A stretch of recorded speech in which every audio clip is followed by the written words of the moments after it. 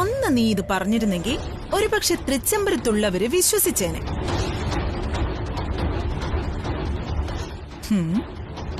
കാര്യങ്ങൾ കഴിഞ്ഞിട്ട് ദിവസങ്ങൾ ഇത്രയുമായ സ്ഥിതിക്ക് ഇനി നീ ഇത് പറഞ്ഞു കഴിഞ്ഞാ ഇത് നീയും ഞാനും തമ്മിലുള്ള ഒരു കൂട്ടുകച്ചവടമായിരുന്നു എന്ന് ഞാൻ അങ്ങ് സമർത്ഥിക്കും.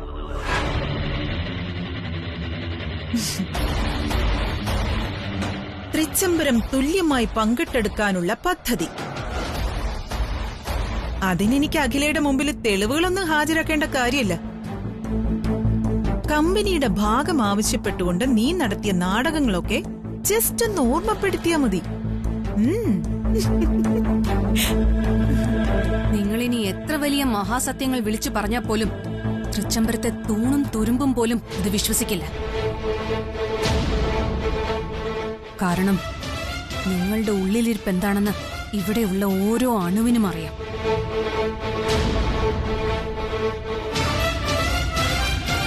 പിന്നെ ഞാൻ അടങ്ങിയിരിക്കുന്നത് വന്നു കയറിയ കുടുംബത്തിന്റെ സമാധാനം ഞാനായിട്ട് തകർക്കണ്ടെന്ന് വിചാരിച്ചിട്ട്. അതുമാത്രമല്ല, നിങ്ങളുടെ ഏത് കുതന്ത്രവും എന്നാൽ കഴിയും വിധം ഞാൻ തടഞ്ഞിരിക്കും. നിന്റെ ഈ വിചാരമാണല്ലോ ഈ വിലാസിനിയുടെ വിജയം.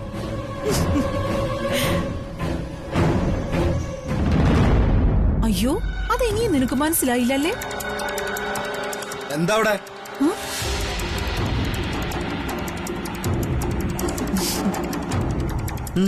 എന്താ നിങ്ങളോടാ ചോദിച്ച എന്താ ഇവിടെ? അത് നീ നിന്റെ അച്ഛയോട് ചോദിക്കും.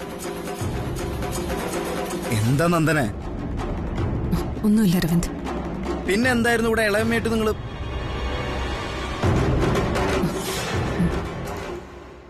സ്ഥിരം പല്ലവി തന്നെ. കല്യാണിയുടെ താലിദോഷം കൊണ്ടാണ് ആനന്ദിന് ഈ ഗതി വന്നതെന്ന്. കല്യാണി ഒരു പാവമായതുകൊണ്ട് ആർക്കും അവളുടെ അങ്ങ് തോളിൽ കേറാലോ.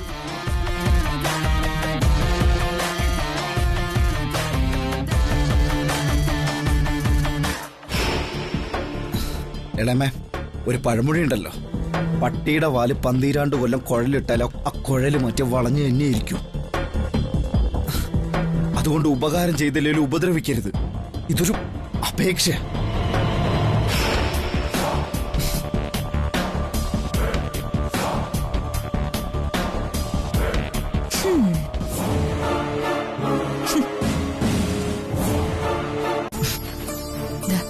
ഇതിലുള്ള മുഴുവൻ വാങ്ങിയിട്ട് വാ. പിന്നെ തേങ്ങ നല്ലത് നോക്കി വാങ്ങണം. കഴിഞ്ഞ പ്രാവശ്യം നീ വാങ്ങിക്കൊണ്ട് വന്നതൊക്കെ വാട്ടത്തേങ്ങയായിരുന്നു. പിന്നെ കറങ്ങി നിൽക്കാതെ പെട്ടെന്ന് വരണം. ചെല്ല്. ശരി ചേച്ചി.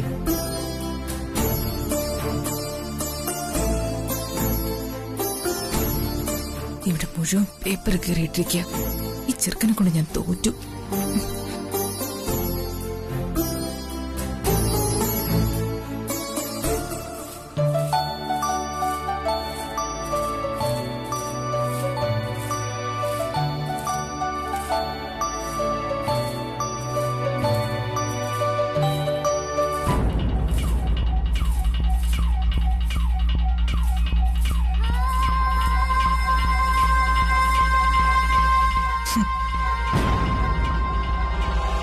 യോ, നീ എന്താ കല്യാണി എന്നെ കണ്ടപ്പോ ഒരുമാതിരി ചതുർത്തി കണ്ട പോലെ?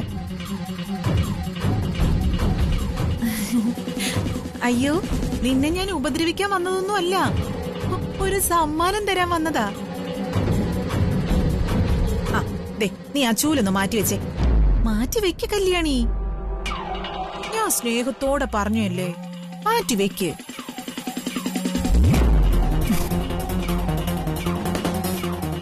കല്യാണി, ആനന്ദുമായിട്ടുള്ള നിന്റെ കല്യാണം ഒരു വലിയ പുകമറയൊക്കെ സൃഷ്ടിച്ച് ഞങ്ങളൊന്നും അറിയാതെ നടത്തിയെങ്കിലും ഇപ്പൊ നീ തൃച്ചംബരത്തെ മൂത്ത മരുമകൾ തന്നെയാണല്ലോ.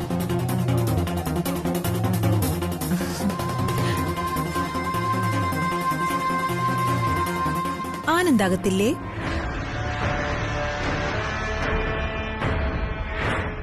അല്ല, ഉറക്കമാണെങ്കി അവനെ വിളിക്കാൻ നിൽക്കണ്ട. ഹോസ്പിറ്റൽ ജീവിതമൊക്കെ കഴിഞ്ഞ് വന്നതല്ലേ, അവൻ വിശ്രമിക്കട്ടെ. നല്ല ക്ഷീണം ഉണ്ടാവുമായിരിക്കും. പിന്നെ നിങ്ങളുടെ കല്യാണത്തിന് എനിക്കൊരു ഗിഫ്റ്റ് തരാൻ പറ്റിയില്ലല്ലോ കല്യാണി. പിന്നെ അതിന് അനുകൂലമായിട്ടുള്ള സാഹചര്യം ആയിരുന്നില്ലല്ലോ തൃച്ചംബരത്ത്.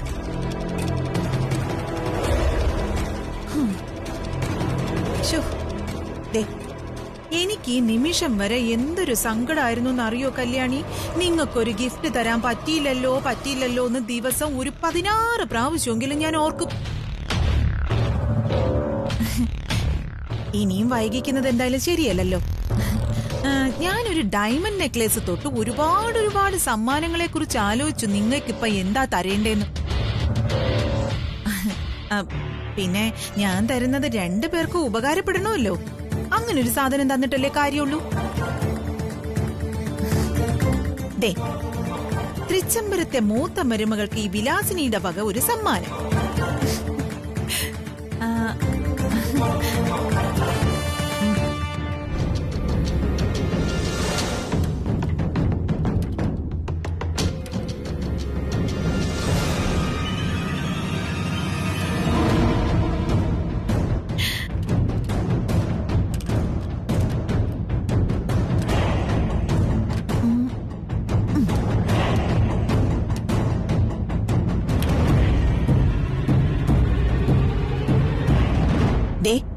കണ്ണ് കാഴ്ചയില്ലാതെ തപ്പിത്തടഞ്ഞു നടക്കുന്ന ആനന്ദിന് കൊടുക്കാൻ ഇതിലും നല്ലൊരു സമ്മാനം ഞാൻ നോക്കിയിട്ട് കണ്ടില്ല. അതെ, വില നോക്കിയില്ല, നല്ല ഈടുള്ളത് നോക്കി ഞാനങ്ങ് വാങ്ങി കല്യാണി. അവസാന കാലം വരെ കുത്തിപ്പിടിച്ച് നടക്കാനുള്ളതല്ലേ.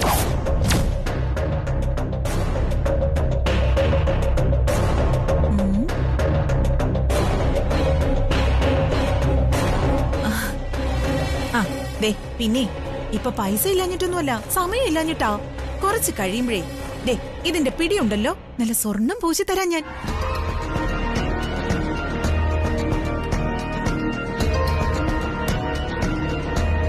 ചേച്ചി, എന്താ ഇത്? ഞാൻ കടയിലോട്ട് പോയപ്പോ ഇവരിങ്ങോട്ട് വരുന്ന കണ്ടു. അപ്പോഴേ എനിക്ക് സംശയം ഉണ്ടായിരുന്നു. അതാ പാതി വഴിയും തിരിച്ചു വന്നത്. ദേ, ഒന്ന് പോയി തരുന്നുണ്ടോ? ഇല്ലെങ്കിലേ നിങ്ങൾക്ക് ഊന്നി നടക്കേണ്ടി വരും ഈ ഊന്നുവടി. നാശം പിടിച്ച ജന്മം. അയ്യോ, വേണ്ടെങ്കി വേണ്ട. കണ്ണുപൊട്ടനായ നിന്റെ അളിയൻ തപ്പിത്തടഞ്ഞ് വീണ് കയ്യും കാലും കൂടി ഒടിച്ചു വെക്കണ്ടല്ലോ എന്ന് കരുതിയെന്നേ ഉള്ളൂ.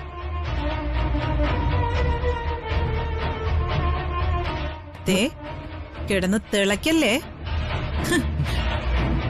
ഈ ഊന്നുവടി തേടി വരും നീ തൃച്ചംബരത്തേക്ക്. അതുവരെ കവറിലിട്ട് സൂക്ഷിച്ചു വെച്ചോളാം ഞാൻ.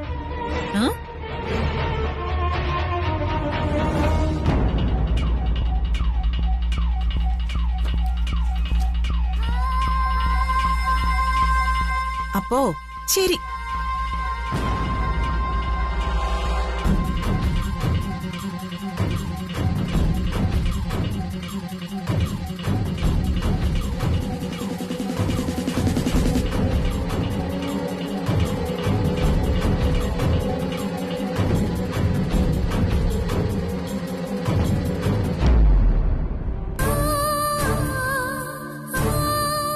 സാരയില്ലേ ചേച്ചി, കല്യാണി വിഷമിക്കണ്ട.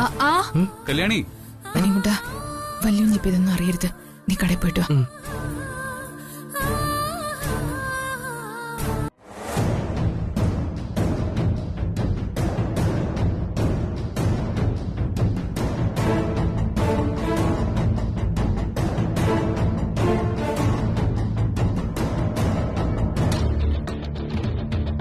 എനിക്ക് പെട്ടെന്നങ്ങോട്ട് വിശ്വസിക്കാൻ പറ്റിയില്ല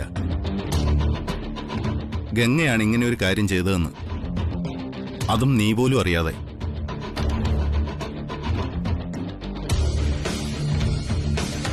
അതെ ശ്രേയേട്ട, ഒരു നിമിഷം വർമ്മയങ്ങൾ അവളോടൊപ്പം ഉണ്ടാവുമെന്ന് ഞാനൊന്ന് സംശയിച്ചു. പക്ഷെ ഇല്ല, ഇത് ഗംഗ ഒറ്റയ്ക്ക് പ്ലാൻ ചെയ്ത കാര്യമാണ്. തൃച്ചംബരത്തിന്റെ രക്തം ഊറ്റിക്കുടിക്കാൻ നടക്കുന്ന ഉഗ്രരക്ഷസാണവൾ.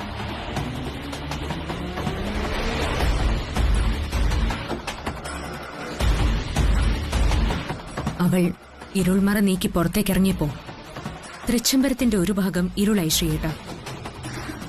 ആനന്ദാണ് കമ്പനി തുടങ്ങാൻ പോകുന്നതെന്ന് അഖിലെ അറിയിക്കുമ്പോഴും അഖില ആ കമ്പനി ഉദ്ഘാടനം ചെയ്യരുതെന്ന ഒറ്റ ലക്ഷ്യമേ എനിക്കുണ്ടായിരുന്നുള്ളൂ. അത് അഖിലെ ഇത്രത്തോളം തളർത്തുന്ന ഒരു മുഹൂർത്തമായിരിക്കുമെന്ന് ഞാൻ പ്രതീക്ഷിച്ചില്ല.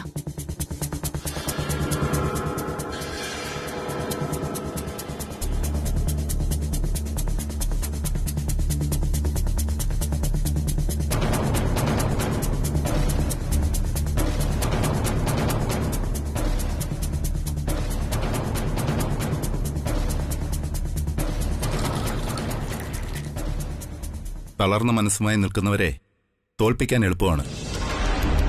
നമുക്ക് ഈ അവസരം അതെ, തളർന്നു നിൽക്കുന്ന അഖിലെ വീണ്ടും തളർത്തണം. അതിനൊരായിരം വഴികളുണ്ട്. ഏതായാലും ശ്രീയേട്ടൻ വിശ്വസ്തനായൊരു മാനേജറുടെ റോളിൽ ആനന്ദ് ഗ്രൂപ്പ് ഓഫ് കമ്പനീസിലുണ്ടല്ലോ. ബാക്കിയൊക്കെ ഞാൻ വഴിയെ പറയാം. എന്തായാലും അഖിലയുടെ പതനം ഉറപ്പാ.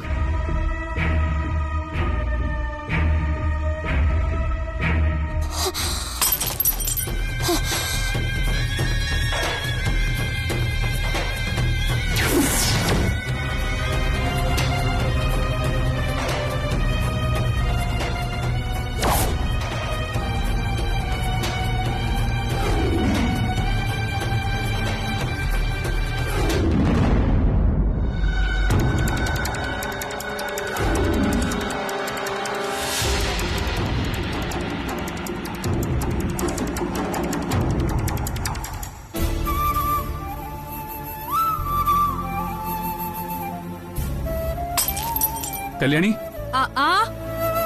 വരുന്നു വല്യൂഞ്ഞേ. ചായ ഇപ്പൊ തരാം.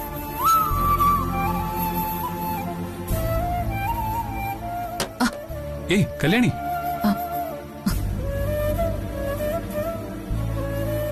എന്താ വല്യൂഞ്ഞേ? അവിടെ എന്താ ഒരു ശബ്ദം കേട്ടത്? എന്തോ മറിഞ്ഞു വീണ് പൊട്ടിയല്ലോ. ഒന്നുമില്ല വല്യൂഞ്ഞേ. ഒന്നുമില്ലെന്നോ? എന്റെ കാഴ്ചയെ പോയിട്ടുള്ളൂ, കേൾവിക്ക് കുഴപ്പമൊന്നുമില്ല.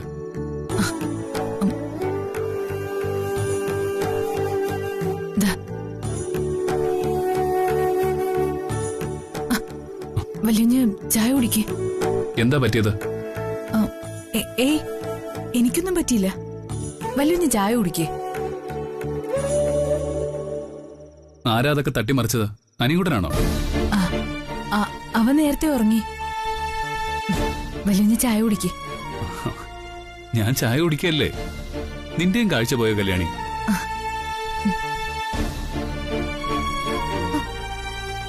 ഇവിടെ ഇതെന്ത് പറ്റി? കറണ്ട് ഇല്ലേ?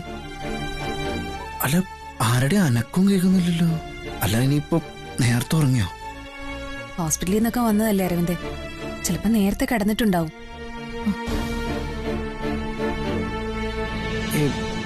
ബ്രോ അങ്ങനെ ഉറങ്ങൊന്നുമില്ല. ബ്രോ ഉറങ്ങിക്കാണോ? കല്യാണി, അരവിന്ദ് വിളിച്ചതുപോലെ. വാ നമുക്ക് പോവാം, അവരുറങ്ങട്ടെ. നാളെ വന്ന് കാണാം ആനന്ദിന്. അരവിന്ദ്, അകത്തേക്ക് വാ. ബ്രോ ഉറങ്ങിയിട്ടൊന്നുമില്ല. ബ്രോ ദേ വരുന്നു.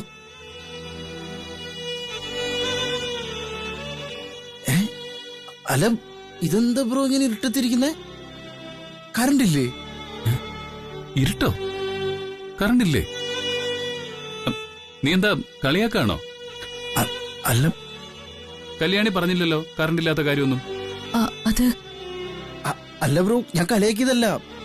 ശരിക്കും പവർ ഫെയിലിയർ തോന്നുന്നുണ്ട്. അപ്പുറത്തെ വീട്ടിലൊക്കെ ലൈറ്റ് ഉണ്ടല്ലോ. കറണ്ട് വന്നല്ലോ. അരവിന്ദ് വായിരിക്ക.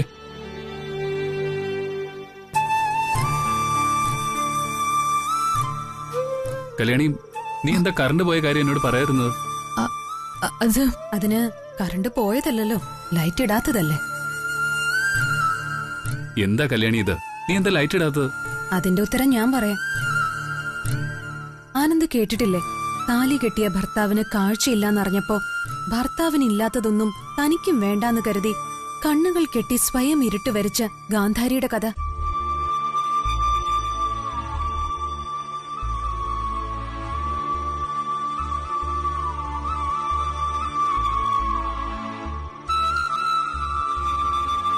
ഇവിടെ ആനന്ദിനില്ലാത്ത വെളിച്ചം നിനക്കും വേണ്ടെന്ന് കരുതിയോ കല്യാണി?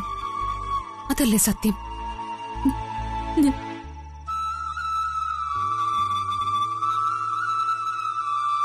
നീ നോക്ക് കല്യാണി, നീ ഒറ്റയ്ക്കല്ല, ഞങ്ങളുണ്ട് കൂടെ. ഞങ്ങളെ തോൽപ്പിക്കരുത് നീ. ബ്രോയ്ക്ക് കാഴ്ച നഷ്ടപ്പെട്ടപ്പോ കല്യാണിക്ക് കണ്ണുകളുണ്ടല്ലോ എന്നുള്ള സമാധാനത്തില് എനിക്ക് ഉറങ്ങാൻ കഴിയായിരുന്നു. ഇതിപ്പോ കല്യാണി, എന്റെ ഈ കണ്ണുകൾ കൊടുത്ത ബ്രോയ്ക്ക് കാഴ്ച കിട്ടിയെങ്കിൽ എന്റെ ഈ 2 കണ്ണുകളും ഞാൻ കൊടുത്തേനെ. പറ കല്യാണി, എപ്പോ വേണമെങ്കിലും ഞാൻ തയ്യാറാ. അനിയൻ എന്നോട് ക്ഷമിക്കേ. ഒരു നിമിഷം എന്റെ മനസ്സിൽ അങ്ങനെയൊക്കെ അങ്ങ് തോന്നിപ്പോയി. അനിയൻ ക്ഷമിച്ചേക്ക്. ഇനി എന്റെ വല്യുഞ്ഞിന്റെ കണ്ണുകളായും വെളിച്ചമായും ഞാൻ കൂടെ തന്നെ ഉണ്ടാവും.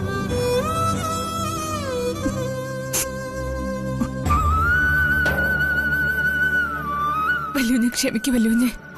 ഒരു പൊട്ടത്തരം കാണിച്ചു പോയതാ ഞാൻ. ഞങ്ങൾ രണ്ടുപേരും ബ്രോയെ കണ്ട് കുറച്ചേരം സംസാരിക്കാൻ വേണ്ടി വന്നാ. ഇനിയിപ്പോ നാളെ വരാം. ഞങ്ങൾ ഇറങ്ങട്ടെ കല്യാണി. ബ്രോ നാളെ വരെ. കല്യാണി ശരി. നന്ദന വാ.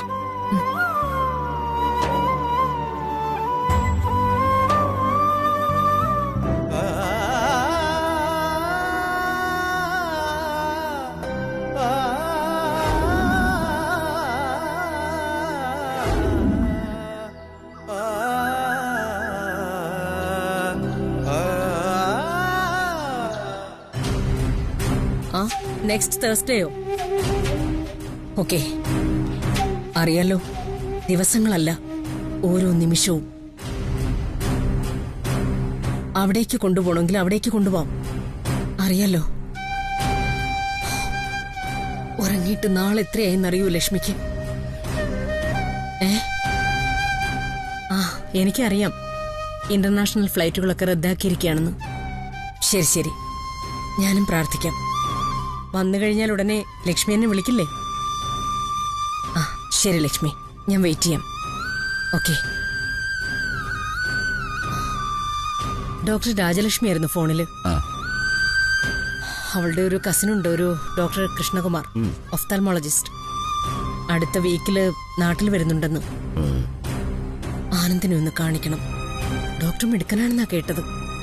നന്നായില്ല. ഞാനും വിദേശത്ത് നിന്ന് ഏതെങ്കിലും ഡോക്ടേഴ്സിനെ വരുത്തിയാലോ എന്ന് ചിന്തിക്കുകയായിരുന്നു.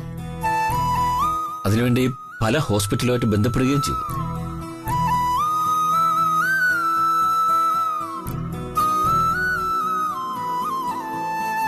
കൃഷ്ണേട്ടൻ എന്താ എന്നെ ഇങ്ങനെ നോക്കുന്നത്? മറ്റൊന്നുമല്ല, അമ്മ എന്ന നിന്നിൽ അത്ഭുത പ്രതിഭാസത്തെ നോക്കി കാണുകയായിരുന്നു. സ്വന്തം മകൻ ഇരുളിത്തപ്പുന്നത് എന്റെ അകലേക്ക് സഹിക്കാൻ പറ്റുന്നില്ലല്ലേ? അതാണ് അകലെ, അതാണ് അമ്മ. ശാസിക്കുമ്പോഴും ശിക്ഷിക്കുമ്പോഴും ഒക്കെ ഒരു കൈകൊണ്ട് കരുതലോടെ മക്കളെ ചേർത്ത് പിടിക്കുന്ന അമ്മ. അഖില, ഈ അവസ്ഥയിൽ നമുക്ക് ആനന്ദിനെ മതി. ഇത് പിടിക്കൂ. എന്താ അഖില ഇത്? ബ്യൂട്ടി പ്രോഡക്ട്സിന്റെ ചില പുതിയ ഡിസ്ട്രിബ്യൂഷൻസിന്റെ ഡീറ്റെയിൽസ്. കൃഷ്ണേട്ടൻ അതൊന്ന് വെരിഫൈ ചെയ്തിട്ട് നമ്മളുമായിട്ട് പൂർണ്ണമായിട്ട് സഹകരിക്കുന്നവരെ ഒരു മീറ്റിംഗ് വിളിക്കണം.